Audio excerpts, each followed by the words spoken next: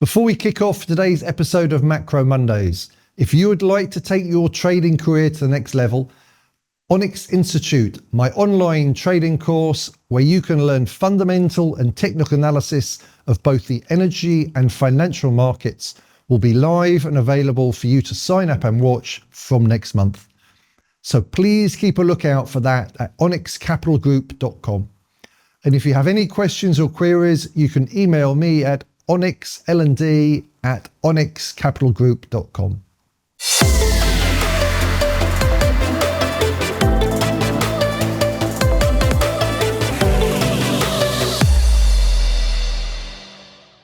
Hello and welcome to another episode of Macro Mondays. I'm James Todd, filling in for James Brody today.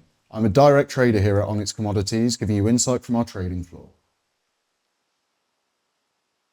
And I'm Will Cunliffe, a research analyst here at Onyx Capital Group. Today we've got a lot to discuss. We'll be looking into what we've been seeing in US Treasuries throughout the week. We will be discussing how the market is perceiving Trump's on-off tariff, and we will be looking at key risk-on, risk-off charts and data as we do every week.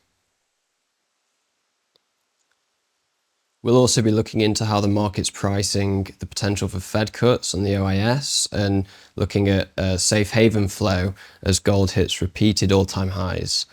We'll then continue to look how this may play out in the week ahead. Yeah, so to start off, I think it's worth looking at US yields, and we've been seeing some really turbulent moves there over the previous week. What we had seen was funds had been net buying treasuries in the lead up to Liberation Day, but we've seen, things aren't looking too rosy there anymore, are they? Yeah, definitely. The fund buying leading up to Liberation Day and a few days after really was a reflection of diminishing growth expectations in the US. Typically you'll buy a longer dated treasury under those circumstances. It's very safe. So the unwind in those long treasury positions really is it's been a bit of a head scratcher for the market. And a lot of what it's had to do with is the massive equity drawdowns we had last week. Hedge funds will often trade equities on pretty high leverage. And then when their equity positions start to come off, they're forced to post margin. So then you start seeing funds closing profitable positions.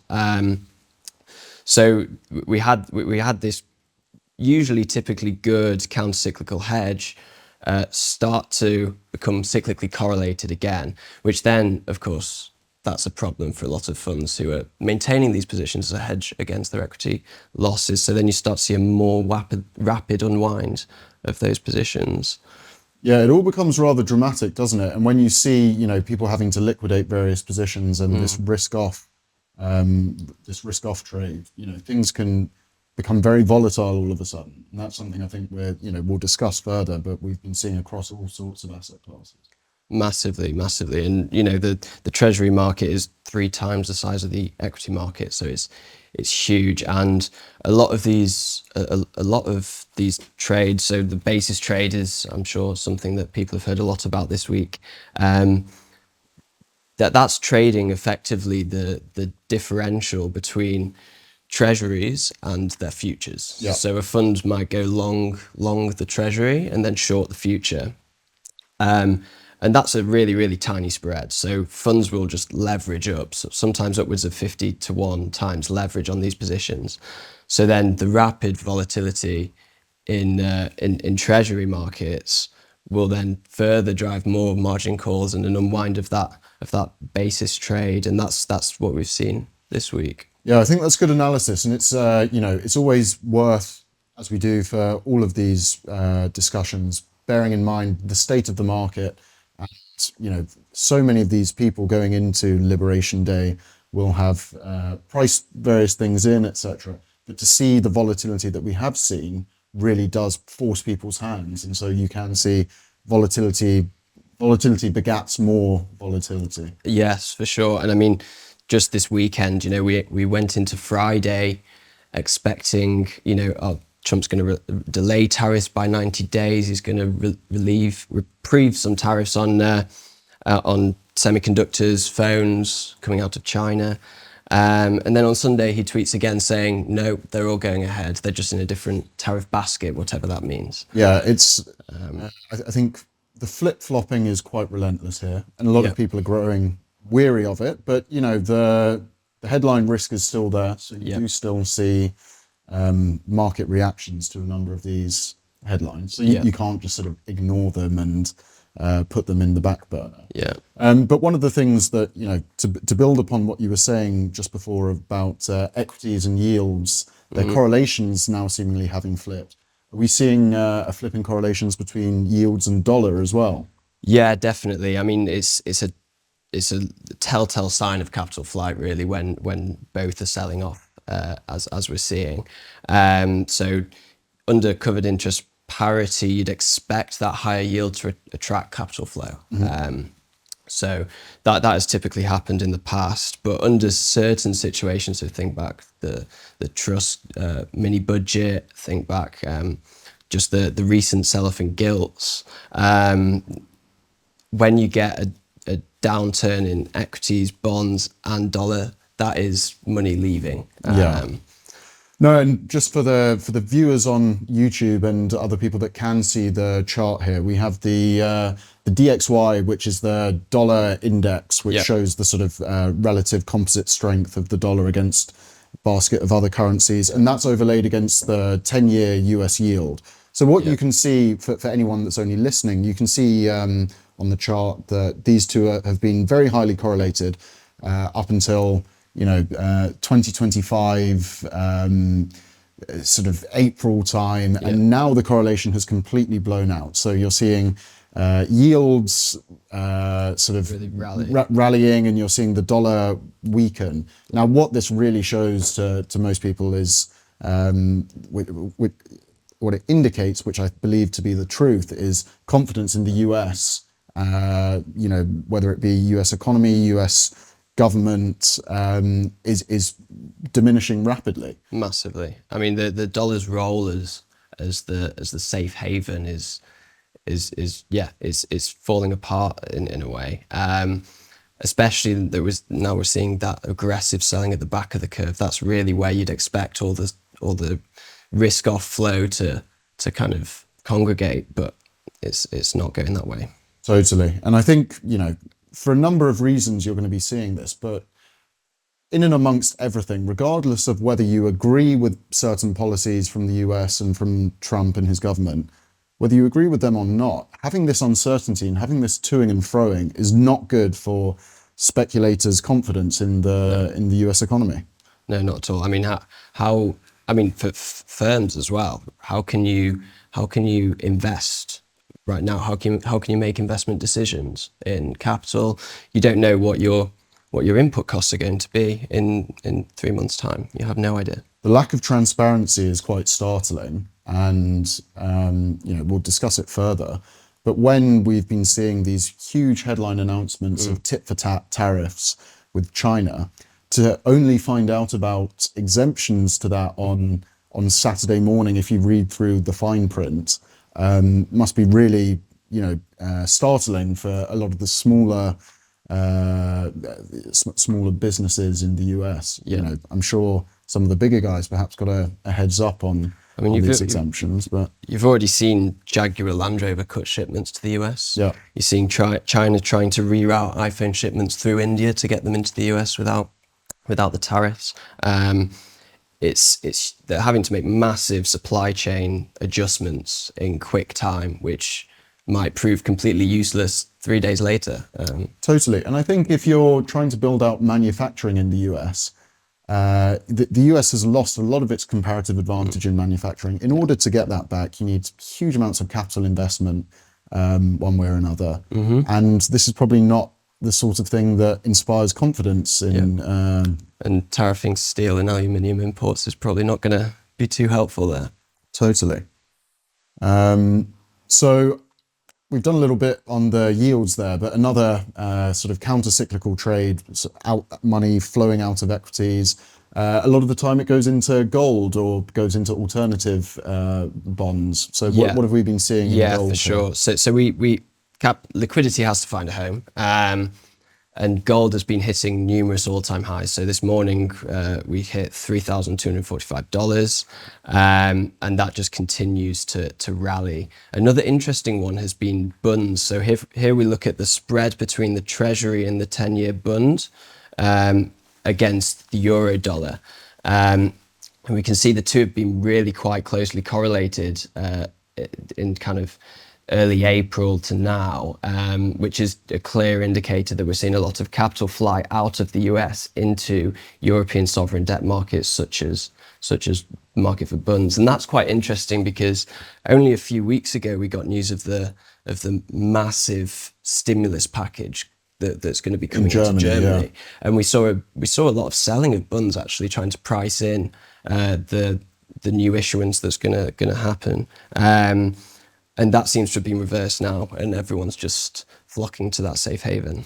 Yeah, I mean, the state of the German economy is, I think a lot of people have been framing that in a very negative mindset and been taking out sort of short European manufacturing and short German manufacturing positions accordingly over the previous 6-9 months. But I think, as you rightly say, what you're seeing now is the comparative strength of the German economy compared to the US. And so seeing, these charts like euro dollar, it's a fantastic thing to look at, because it's not necessarily saying that the outright German economy is going to be performing. I think a lot of people are a bit concerned about that. But saying in comparison to the US, where we're not sure how things are going to be looking in 6 months' time, there's so much uncertainty, we see that capital flight. Exactly. And on a comparative basis, relative to Treasuries, bunds had their best week since at least 1989.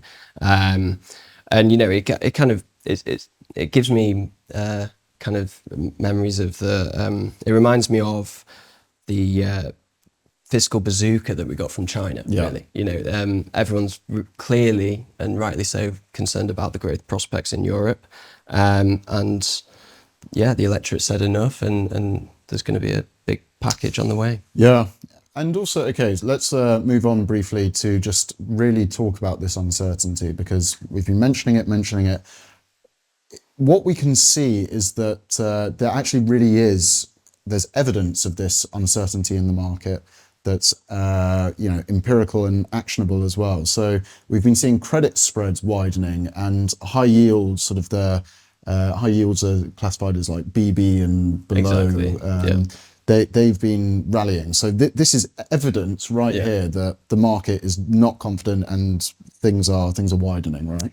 Yeah, I mean, there's two kind of factors at play here. One, I think the credit market has become semi-complacent in a way. High yield spreads below 3% is just that's super tight.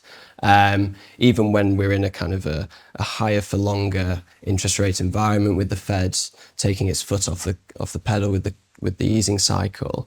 So there's definitely a lot of room to the upside, but it's very understandable. All of these difficulties that we were talking about earlier in terms of budgeting, in terms of planning ahead for small to medium enterprise, are going to be hitting their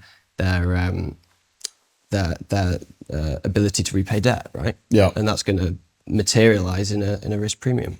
It affects the bottom line, and as you say, the risk premium increases.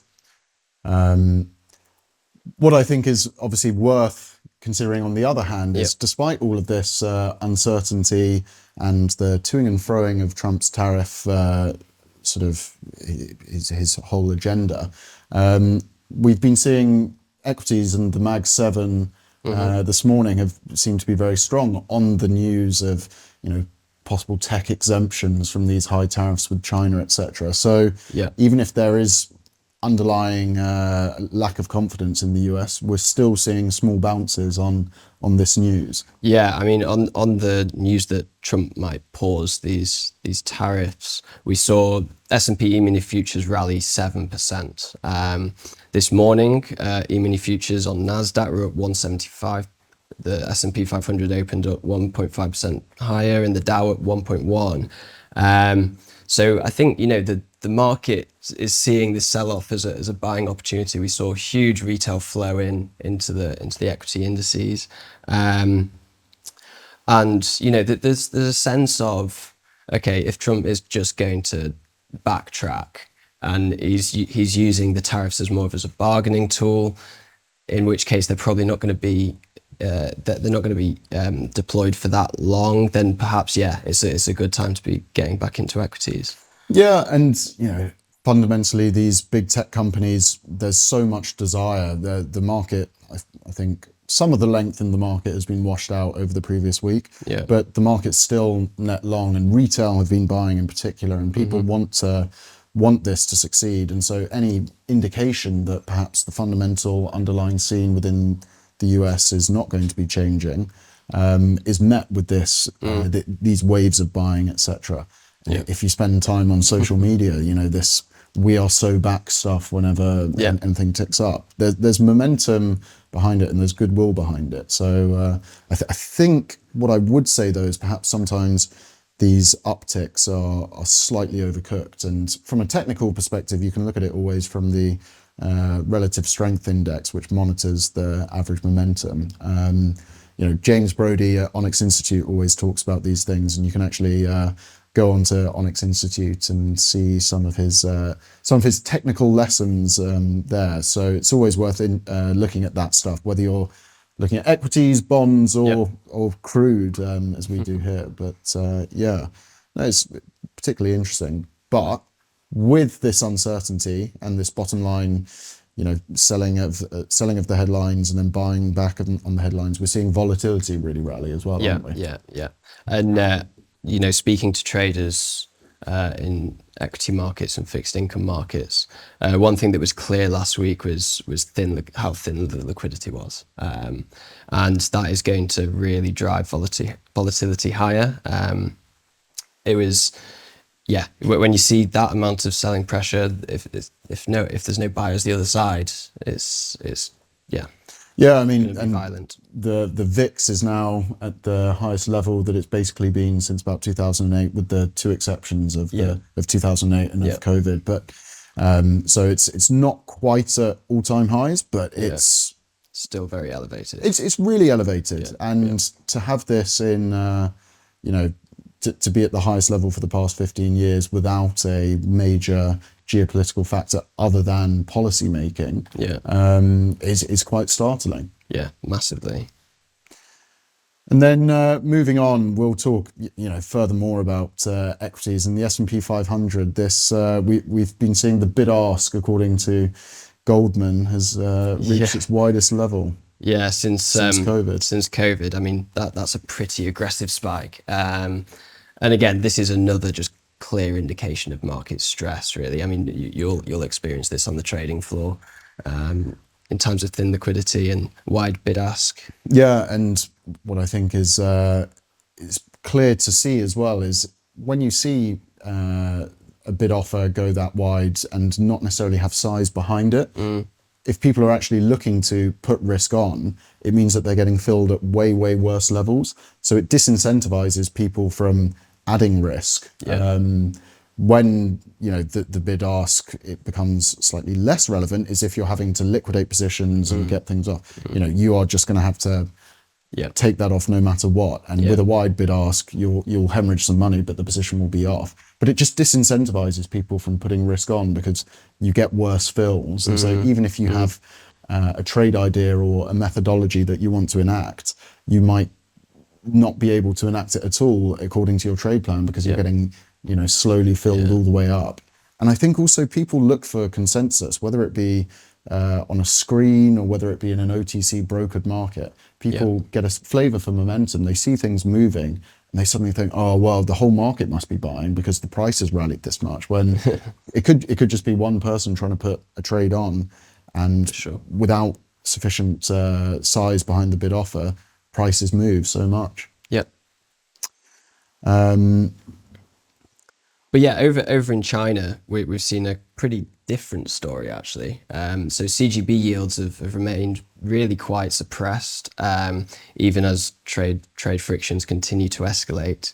And I mean, a lot of this comes from weak growth in China, again, you'll go into safe havens such as government bonds. And briefly, a few weeks ago, the credit default swap spread between China and Treasury bonds really started collapsing. It's since widened again, but CGBs were definitely being seen as more of a safe haven asset class. But yields this low do leave Beijing in a pretty good place to issue further stimulus in a way of combating against Trump's tariff policy.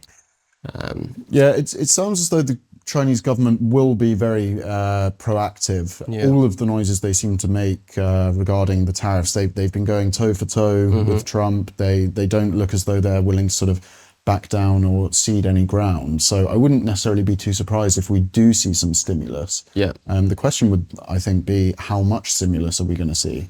Yeah, well, I mean, they're definitely in a good place to do that. I think first will be an easing from the PBOC. I think that's been a decent time in the coming, and it's a good way for them to kind of boost credit demand and consumer confidence as well. I mean, that's been the real difficulty that China have faced is poor consumer confidence. And now with trade tensions escalating, those Chinese exports are going to have to find a home elsewhere. We've seen China discuss removing tariffs with Europe.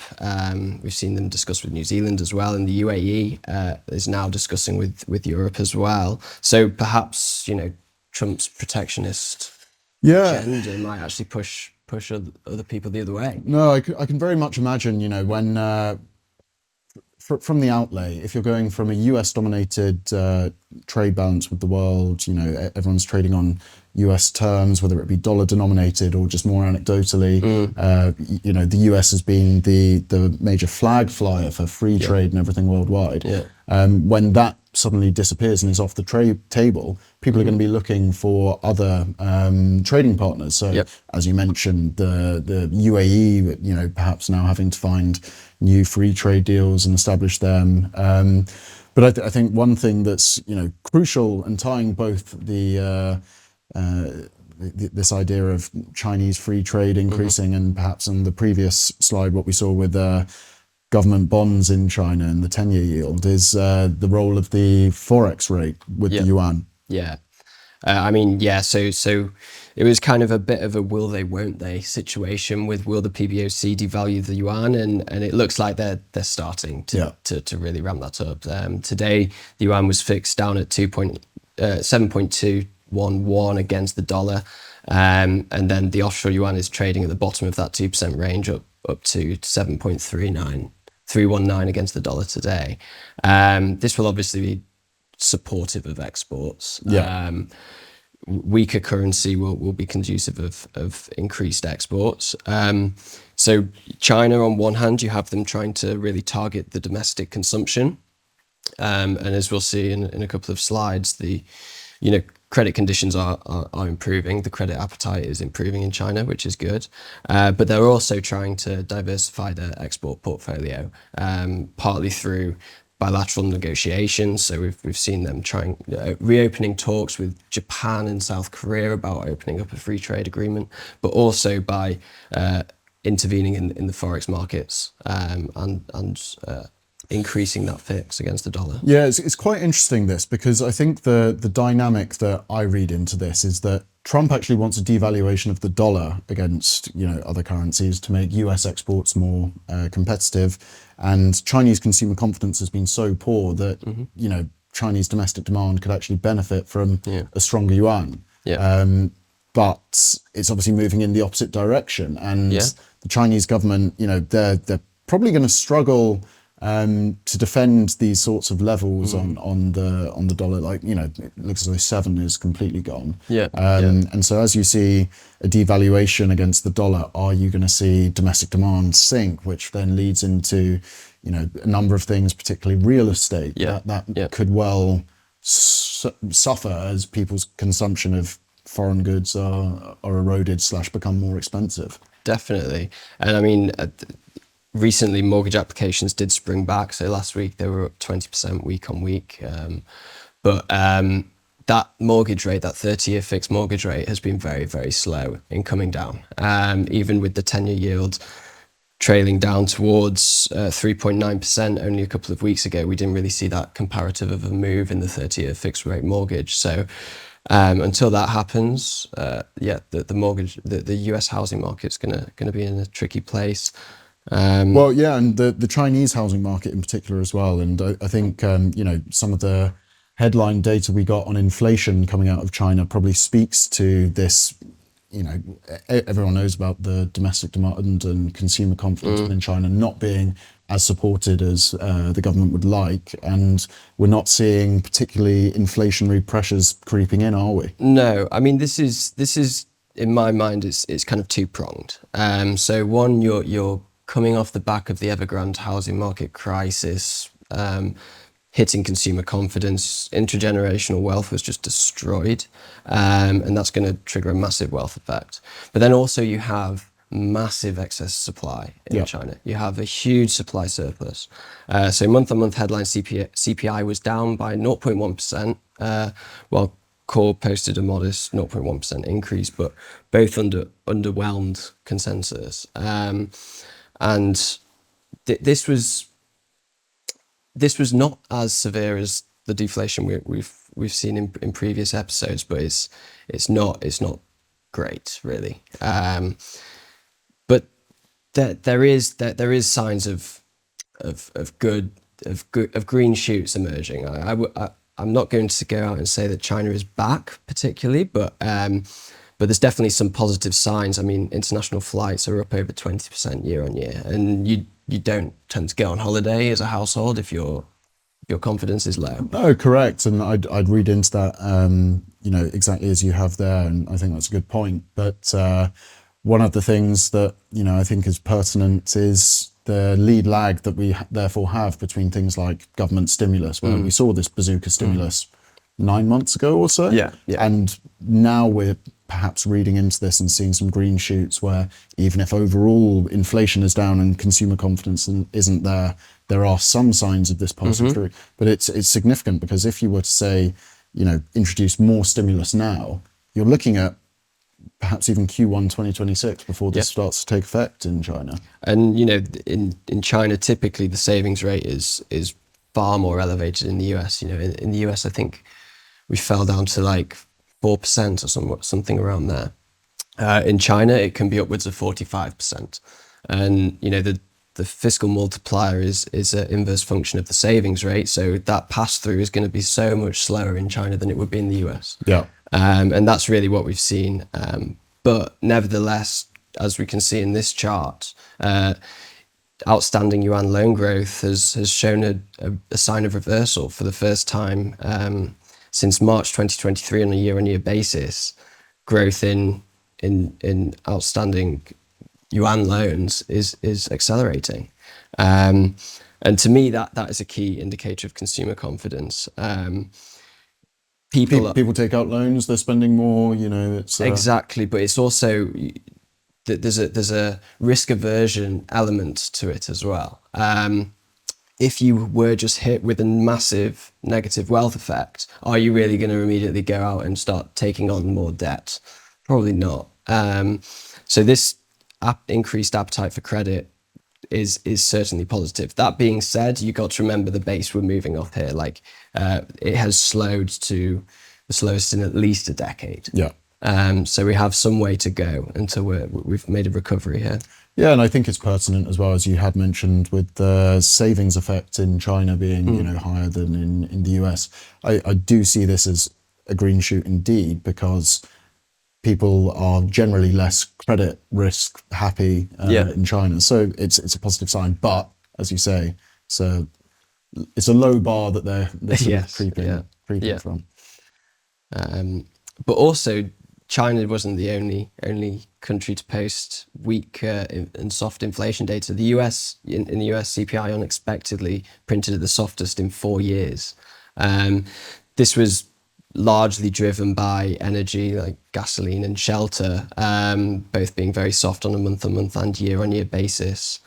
I think, you know, that the market understandably was quite concerned when this printed, but you're speaking to people in fixed income and etc. They compositionally CPI and PCE are different, and the Fed targets PCE, and compositionally this soft CPI likely won't translate into quite a soft PCE, and really the focus is going to be on what are the inflationary consequences of Trump's tariffs.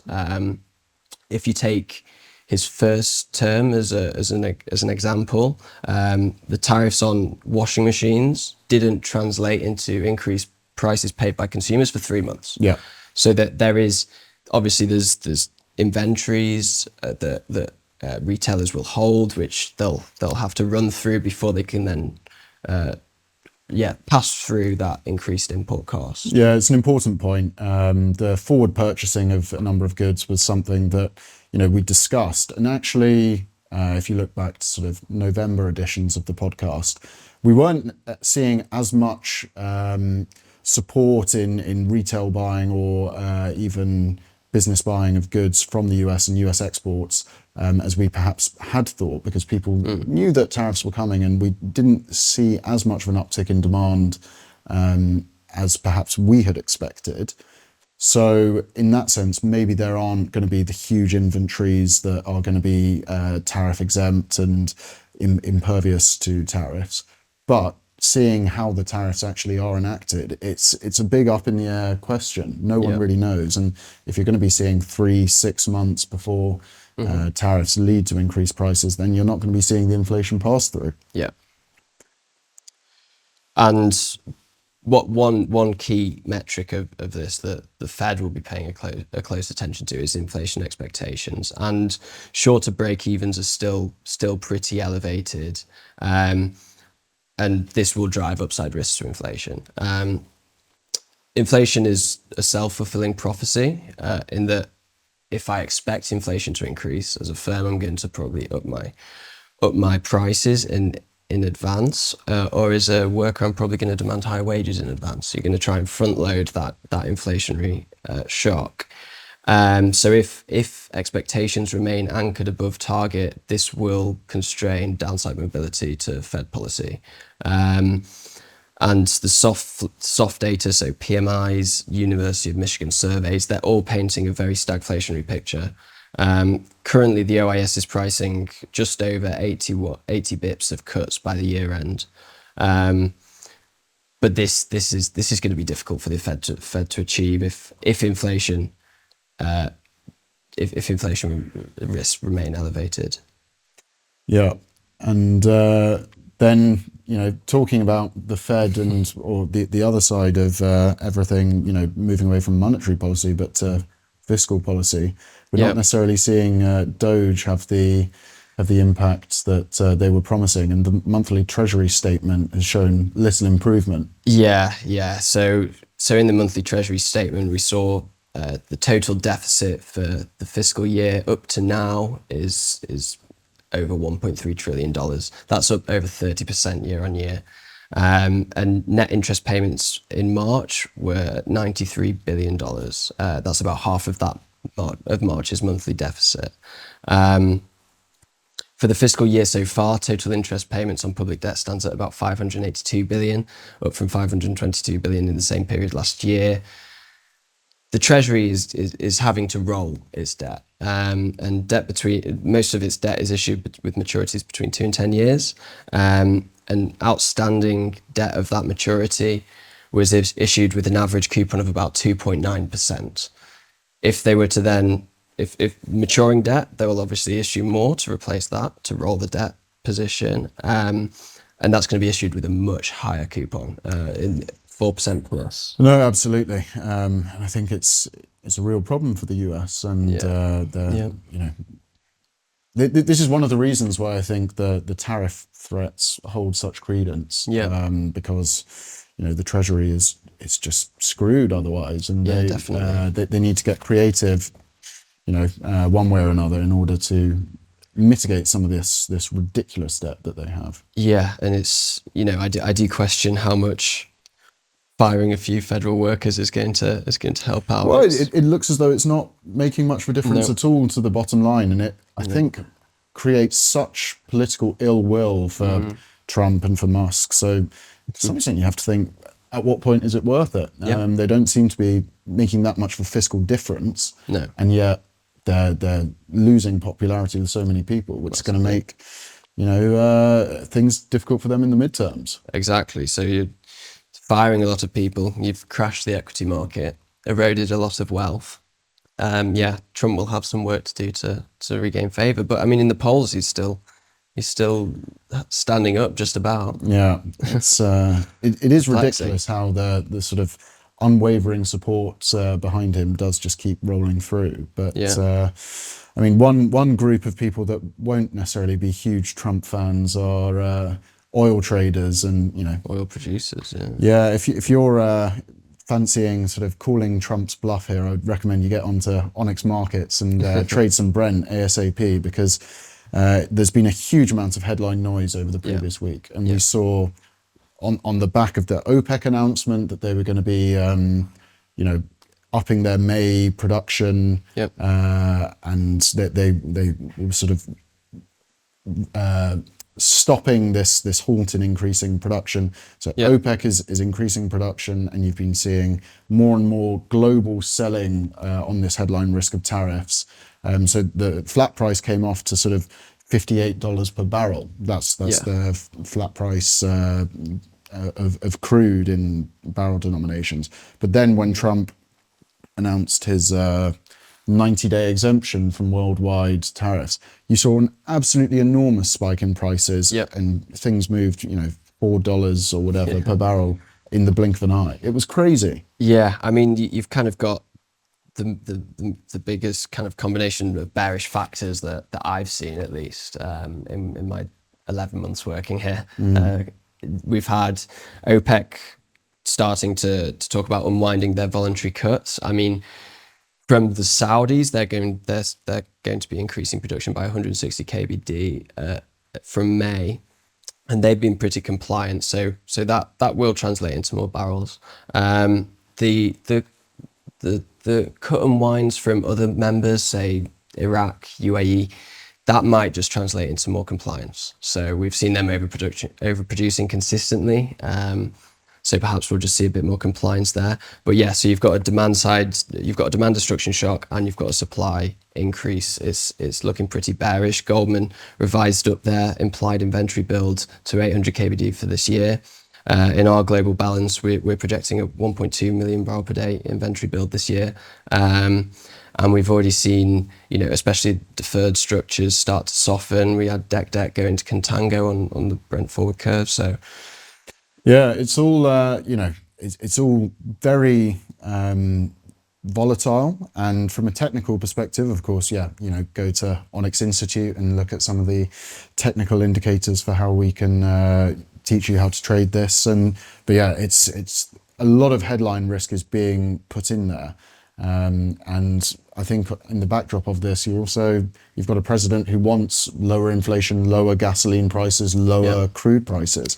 So this sell-off has been perhaps not for the reason that people would have wanted, but it's been coming off. Yeah, I mean, it's a tricky one as well, because we were speaking to some shale oil producers in the US, and they kind of pegged their break even at about $55 a barrel before you had 25% tariffs on steel and aluminium, which obviously factors into that break even.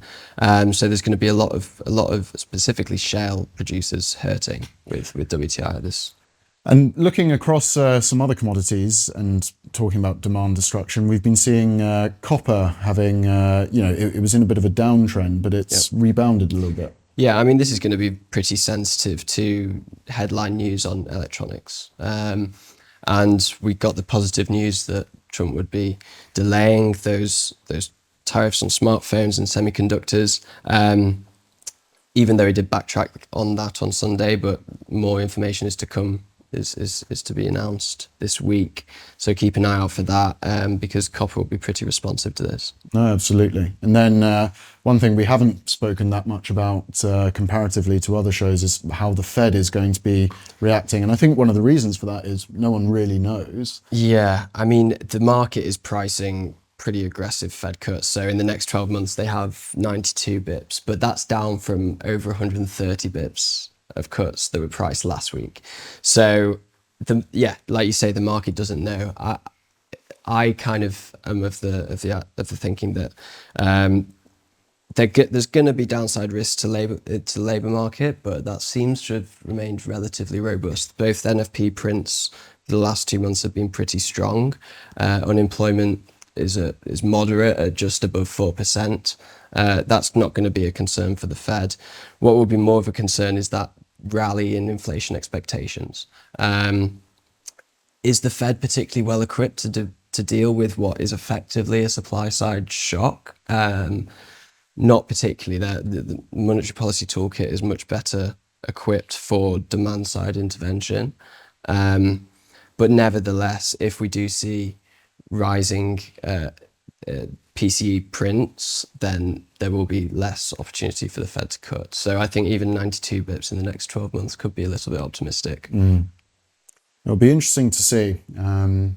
And yeah, let's just to sort of round up the show, we will be, obviously looking at some of the key releases this week, but I think it's worth caveating by saying, keep an eye on the headlines, keep an eye on your news polls. But on Tuesday we get some Euro area industrial production, and we get the Indian WPI inflation, as well as the Indian balance of trade.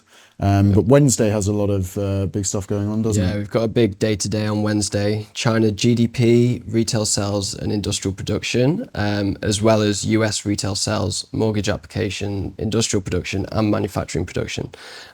So there, what's standing out to me is the US retail sales, see how the consumer's holding up there, but also China retail sales. I think that'll be quite telling of whether we're seeing a resurgence in the household consumption in China.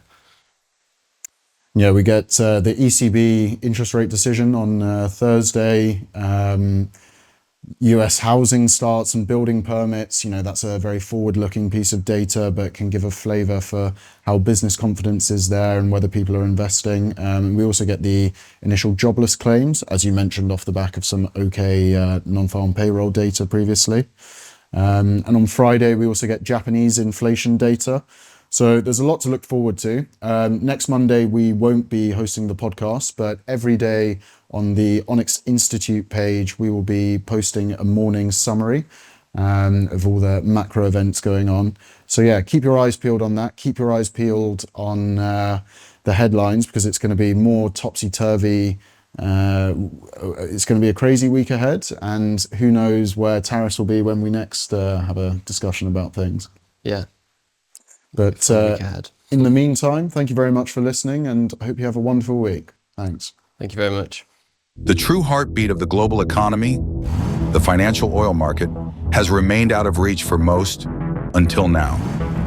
Introducing Onyx Markets, the first platform to bring personal investors into the ecosystem that sets wholesale oil prices around the world. This is where the real economics of energy begin, a market that shapes so much of our everyday lives. Onyx Markets levels the playing field. Access live, tradable numbers from the industry's leading provider of financial oil market data. Whether you're a personal investor or a global corporation, low cost, transparent, and empowering. For the first time ever, you can trade global oil benchmarks like dated Brent, Northwest Europe shipping fuel, and US Gulf Coast propane through spread betting and CFDs. Hedge with precision, trade tax efficiently, and gain unparalleled transparency. Supported by the world's largest liquidity provider in the financial oil markets, Onyx Markets also brings you insights from industry-leading analysts, detailed reporting, and expert-led education to help you navigate this market with confidence. Onyx Markets, the power of the financial oil market now in your hands. Start trading today. Visit onyxmarkets.co.uk.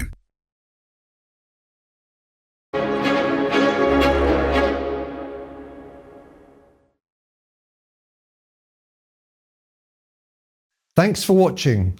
If you would like to take your trading career to the next level, Onyx Institute, my online trading course, where you can learn fundamental and technical analysis of both the energy and financial markets, will be live and available for you to sign up and watch from next month. So please keep a lookout for that at onyxcapitalgroup.com. If you have any questions or queries, you can email me at onyxlnd@onyxcapitalgroup.com.